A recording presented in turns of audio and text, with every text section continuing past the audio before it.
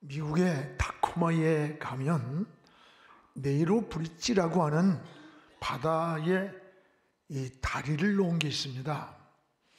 유일하게 이 한국에서 모든 자재를 동원해서 시공한 다리입니다. 그런데 0.01의 오차의 설계 잘못으로 조립한 엄청난 모든 자재를 다시 한국으로 보내서 다시 제작을 해서 세웠다고 합니다. 그 타코마에 가면 꼭 그곳에 가서 그 이야기를 해요. 물론 그 잘못은 설계한 곳에 있습니다. 여러분, 인생도 설계를 잘해야 합니다. 하루 한 주간 그리고 또 한 달에 시작을 할 때 계획을 세워야 되고 방향을 정하고 목표를 정하면 인생을 낭비하지 않습니다. 중요한 거예요.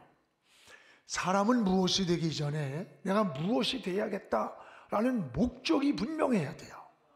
열심히 사는 게 중요하지만 더 중요한 게 있습니다. 목적이 분명한 삶을 사는 거예요.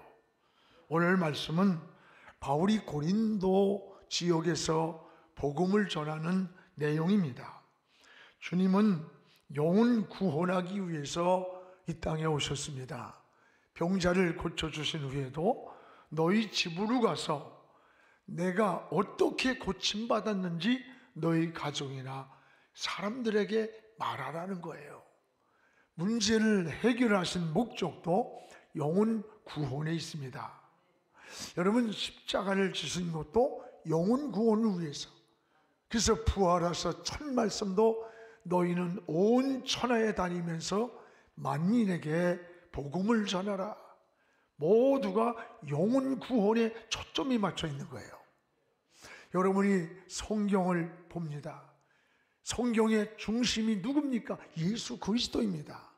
그래서 요한복음 5장 39절에 너희가 성경에서 영생을 얻는 줄 생각하고 성경을 연구하지만 이 성경은 곧 예수에 대한 증언이다 그랬어요.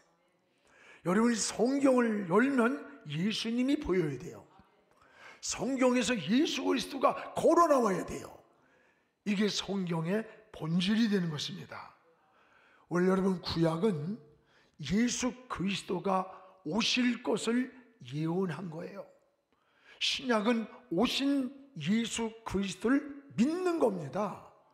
그리고 묵시록은 다시 오실 재림의 주님을 기다리는 거예요. 이게 신앙의 본질입니다. 여러분, 죄 때문에 우리 지옥 가는 거 아닙니다.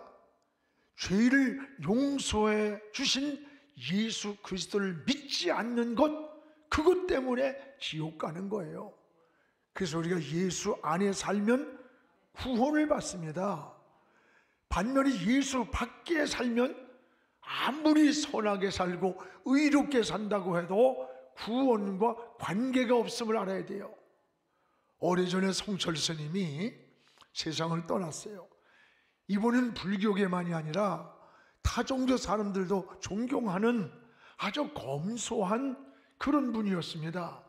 18년 동안이나 세상을 내려가지 않고 거룩하고 도를 따라서 오염되지 않게 살겠노라고 여러분 18년을 산에서 머물면서 옷 한 벌을 가지고 수백 번을 기워 입던 그런 성자라고 사람들이 다 존경을 했어요.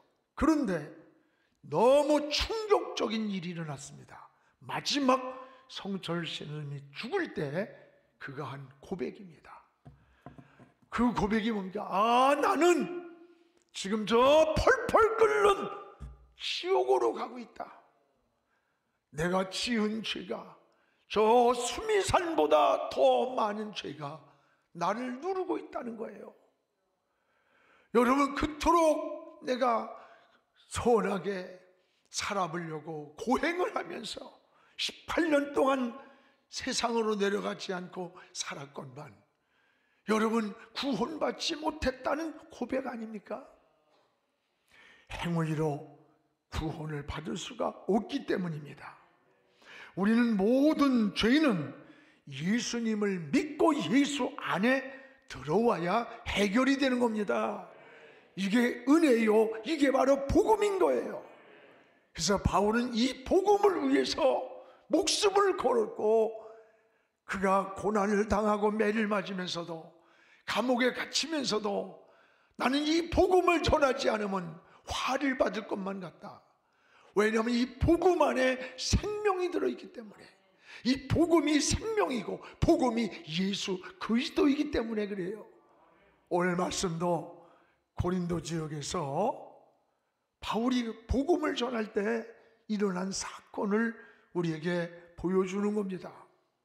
복음을 전할 때 무엇보다 하나님께서 좋은 동역자를 붙여줬어요.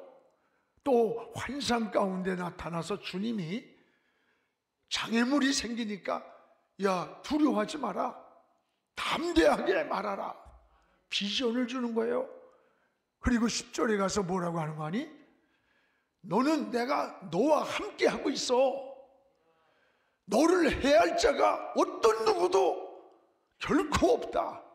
왜? 하나님이 함께하고 지키고 있기 때문에. 언제입니까? 이 복음을 전하는 그 길에서.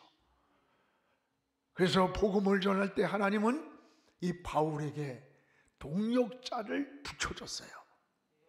여러분, 2절을 우리 같이 한번 읽겠습니다. 아굴라라 하는 본도에서 난 유대인 한 사람을 만나니 글라우디우와 모든 유대인을 명하여 로마에서 떠나라 한 거로 그가 아내 브리스길라와 함께 이탈리아로부터 새로 온지라. 바울이 그에게 가매.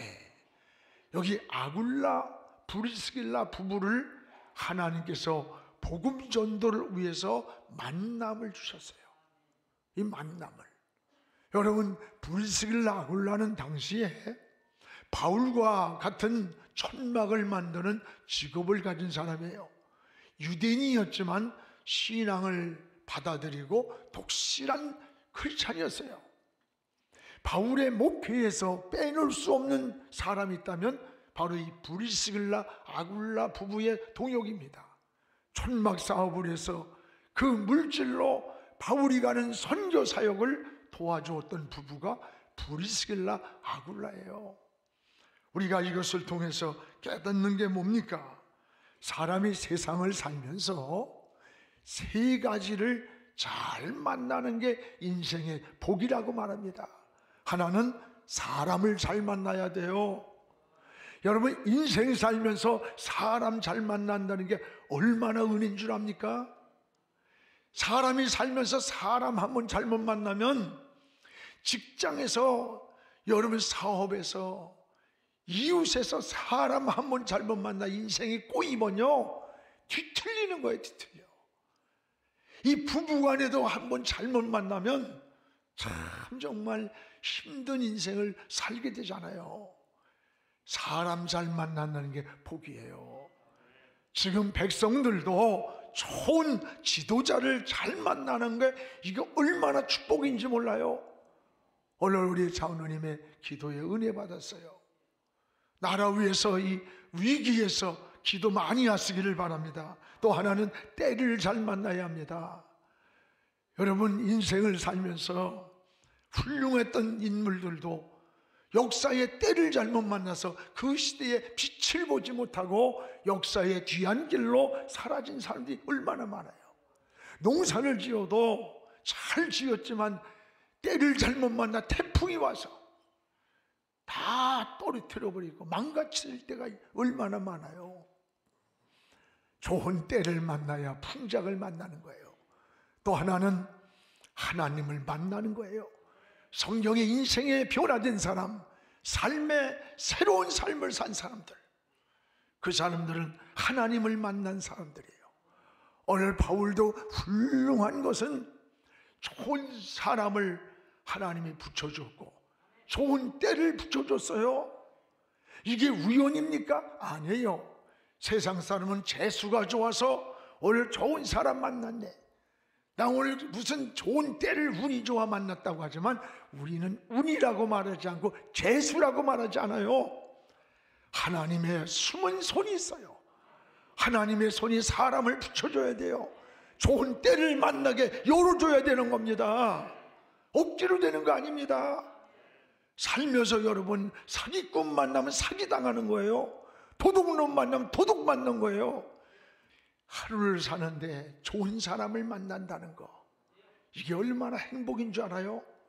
좋은 때를 만난다는 거 인생의 성공이에요. 여러분이 살아가는 앞길에 이런 좋은 만남이 있기를 주님의 이름으로 축복을 합니다. 오늘 바울이 훌륭해서 바울이 그 많은 하나님의 사역을 한 거 아니에요. 하나님이 좋은 사람을 만나도록 협력자를 붙여줬던 거예요. 디모데 같은 사람은 몸으로 바울의 평생에 협력을 했습니다. 그래서 내 아들이라고까지 고백을 하잖아요. 오네시모로 같은 사람은 내 마음을 시원하게 해준 협력자라고 고백을 합니다. 우리가 주의 일을 하다 보면 은혜 안에 하다가도 여러분 때로는 지칠 때가 있어요. 상처가 날 때도 있어요. 외롭고 힘들 때도 있어요. 이럴 때 누군가 내 곁에 위로자가 있다는 것은 큰 은혜고 힘이 되는 겁니다. 오늘 또한 오네시모로 바울의 마음을 시원케 한, 그런가 하면 브리스길라 아굴라 같은 부부, 베베 같은 자매, 또 여러분 루디아 같은 여인들은 그들이 물질로 바울이 선교하는데 그 지원을 하는 거야. 그래서 가는 곳마다 하나님의 교회가 서는 것을 보게 됩니다. 이런 만남을 주셨기 때문에 바울이 하나님의 큰 일을 그 시대에 할 수 있었다는 거예요. 오늘 여러분이 시시각각으로 만남의 현장에서 살아가는 여러분들에게도 좋은 사람을 만나기를 축복합니다. 여러분 좋은 때를 만나기를 주의 이름으로 축원합니다. 하나님이 열어줘야 돼요. 붙여줘야 되는 거예요. 사람이 억지로 안 돼요. 오늘 여기 보면 바울은 하나님의 말씀에 붙잡힐 때 여기 보면 예수는 그리스도라 라고 고백하는 걸 보게 돼요. 여기 5절에 우리 한번 같이 읽겠습니다. 실라와 디모데가 마게도냐로부터 내려오는데 바울이 하나님 말씀에 붙잡혀, 뭐에 붙잡혀? 하나님 말씀에 붙잡혀 유대인들에게 예수는 그리스도라 밝히 증언했다. 하나님 말씀에 붙잡혔다는 거예요. 우린 지금 무엇에 붙잡혀서 사느냐가 중요한 겁니다. 물질에 붙잡히면 수존노가 되는 거예요. 이 권력에만 붙잡히면 무서운 독재자가 되는 겁니다. 마귀에게 붙잡히면 마귀의 종이 되는 거예요. 오늘 바울은 하나님의 말씀에 붙잡혔다는 거예요. 여러분도 바울처럼 하나님의 말씀에 붙잡히기를 주님의 이름으로 축복을 합니다. 여러분 그리스도인의 진정한 평안이, 진정한 지혜가, 담력이 어디서 오는 줄 압니까? 하나님 말씀에 붙잡힐 때 하나님 말씀에서 담력이 오고 평안이 오고 지혜가 오는 거예요. 우리의 믿음도 말씀을 자꾸 들어야 믿음이 생기는 거예요. 어린아이가 자꾸 먹으면서 어른처럼 자라는 거와 똑같은 겁니다. 이스라엘 백성들이 여러분 수문 앞 광장에서 7일 동안 금식하면서 낮 4분의 1을 하나님 앞에서 율법책을 낭독하는 게 나와요. 저 느헤미야 9장 3절에 보면 이런 말씀이 있습니다. 우리 같이 한번 읽어봐요. 이 날에 낮 4분의 1은 그 자리에서 서서 그들의 하나님 여호와의 율법책을 낭독하고 낮 4분의 1은 죄를 잡아가며 그들의 하나님 여호와께 경배를 하였더라. 이스라엘 백성들이 수문 앞 광장에서 하나님 앞에 일주일을 금식하며 낮 4분의 1은 성경 말씀을 읽는 거예요. 그리고 낮 4분의 1은 하나님 앞에 부르짖어 기도하는데 썼다고 하는 겁니다. 오늘 여러분, 여기에 4분의 1이라는 말은 이들은 아침 7시부터 저녁 7시까지 12시간을 말해요. 12시간에 4분의 1이면 얼마입니까? 3시간이에요. 3시간 동안을 일주일을 금식하면서 일어서서 전 백성들이 율법책을 낭독하면서 막 우는 거예요. 하나님 말씀에 사로잡혀서 회개하며 울고 감격해서 울고 감사해서 백성들이 울었던 거예요. 하나님 말씀에 사로잡혔습니다. 하나님 말씀에 붙잡히면 영혼이 사는 겁니다. 권세가 임합니다. 생기가 들어가고 성령의 역사가 일어난다는 것을 알아야 돼요. 말씀에 붙잡힐 때 오늘 바울은 뭐라고 했느냐? 예수는 그리스도입니다. 말씀에 붙잡힐 때 예수는 그리스도라고 전했던 거예요. 우리 5절을 다시 한번 읽겠습니다. 5절을 예수는 그리스도라, 예수는 그리스도라 밝히 증언을 했다 그랬어요. 그렇습니다. 예수는 그리스도라 굉장히 중요한 거예요. 예수님이 베드로에게 물었습니다. 야, 사람들이 나를 보고 누구라고 하냐? 어떤 사람은 선지자라고 합니다. 어떤 사람들은 세례 요한 같은 사람이라고 합니다. 그러면 너는 나를 누구라 하느냐? 다른 사람이 그렇게 말해도 너는 나를 누구라 하느냐? 그때 베드로가 말해요. 주는 그리스도입니다. 그리고 살아계신 하나님의 아들입니다. 주님이 기뻐하면서 바요나 시몬아, 네가 복이 있도다. 너는 반석이라. 너에게 천국의 열쇠를 준다. 내 위에 내 교회를 세우겠다고 했어요. 주는 그리스도라. 주는 그리스도라. 살아계신 하나님의 아들입니다. 이 신앙 고백이에요. 바울은 말씀에 사로잡힐 때 예수는 그리스도라 유대인들에게 증거를 했던 겁니다. 여러분, 예수는 그리스도라는 고백이 뭔 줄 알아요? 예수는 대제사장이요 선지자요 만왕의 왕이라고 하는 고백을 했던 거예요. 왜냐하면 예수는 자기 백성을 죄에서 구원할 자라고 하는 하나님의 아들의 이름이 예수예요. 근데 그 예수라는 뜻 속에는 그리스도라는 이름은 기름 부음을 받은 자. 여러분, 구약에서 기름 부음을 받는 건 세 종류가 있어요. 제사장이 기름 부음을 받고 선지자가 기름을 받고 왕이 되려면 반드시 기름 부음을 받아야 돼요. 오늘 그래서 예수는 그리스도라는 고백은 바로 예수님을 향해, 예수님은 우리의 제사장입니다. 우리의 선지자입니다. 우리의 왕이십니다 라고 하는 고백이라는 거예요. 그러면 여러분, 제사장이 하는 역할이 뭐예요? 제사장은 백성들의 죄를 가지고 양을 잡아서 제단에 들어가서 성소에 들어가서 백성의 죄를 용서해 주는 거예요. 백성을 축복해 주는 게 제사장의 역할이에요. 예수는 그리스도라는 말은 예수님은 우리의 대제사장입니다 라고 하는 고백이에요. 또 하나는 예수는 선지자입니다라는 고백이에요. 그럼 선지자가 하는 역할은 뭘까? 선지자는 백성들을 하나님께로 인도해 주는 거예요. 양육해 주고 깨우쳐 주는 게 선지자가 하는 역할이에요. 예수님은 우리의 선지자입니다.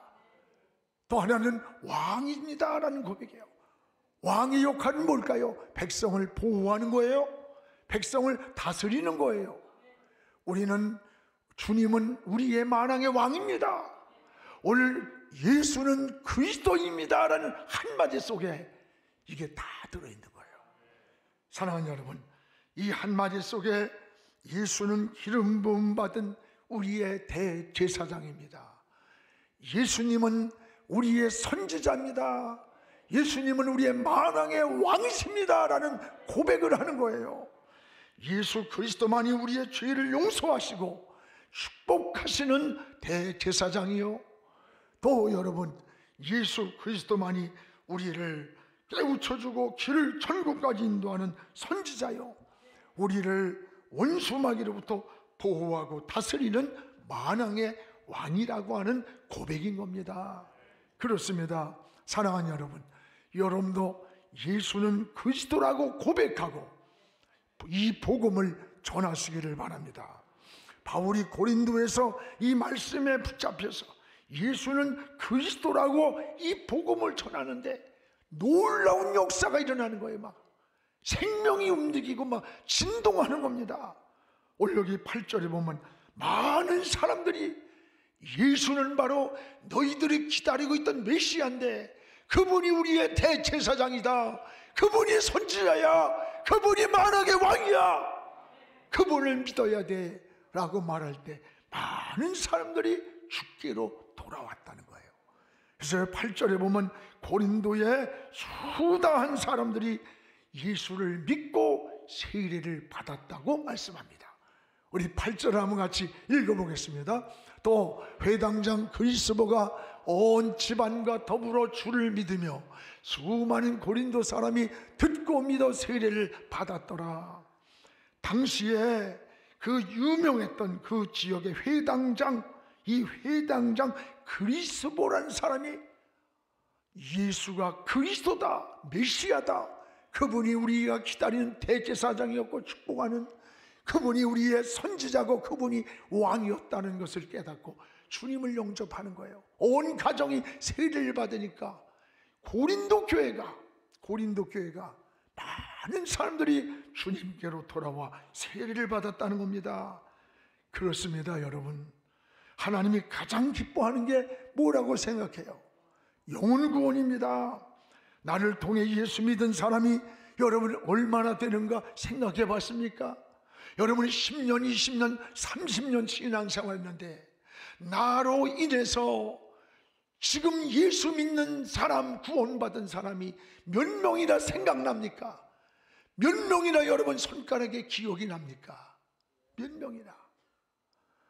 어쩌면 여러분 한 명도 기억이 안 날 수도 있어요. 생각해보면 그리 많은 게 아니에요. 이번에 우리 179명이 5월 8일 임직식을 받습니다. 장로님, 권사님, 간수집사로 장로 한 분을 세우는데 그냥 세우는 게 아닙니다. 여러분, 세례교인 25명이 있어야 장로님 한 분을 세울 수 있는 거예요. 이게 그냥 세우는 게 아닙니다. 우리 아버지가 79세에 천국에 가셨는데 소리 집사로 가셨어. 그래서 내가 그 목사님한테 얘기를 했어요. 목사님, 자녀가 목사도 되고 우리 자녀들이 장로들, 권사들 그냥 거의 다예요. 그래도 그 안수 집사라도 좀 해야 되는 거 아닙니까? 그랬더니 목사님, 신자가 몇십 명도 안 되다 보니까 시골에서 한 사람이 죽어야 그 자리에 들어가는 거야. 자리가 없어. 자리가 티오가 없어. 여러분, 세례교인 55명은 이게 헌법이에요. 적어도 장로가 된다면 여러분 까닭에 예수 믿은 사람이 세례교인 25명은 돼야 장로라는 이름을 가질 수 있는 겁니다. 여러분이 오늘 직분을 가진 것은 다른 사람들이 영혼을 많이 전도해서 거기에서 누리는 은혜를 받은 거예요. 이제 여러분 5월 8일 임직식이 오기 전까지 179명은 특별히 어떤 경우라도 한 영혼씩, 가족이 됐든 이웃이 됐든 친구가 됐든 어떤 경우든지 한 영혼을 전도하는 기회가 되기를 주의 이름으로 축복을 합니다. 저는 이제 영안교회 42주년과 함께 42년의 목회 속에서 그동안에 돌아보니까 세례받은 사람이 한 사람 한 사람 우리 교회에서 한 8,700명이 돼요.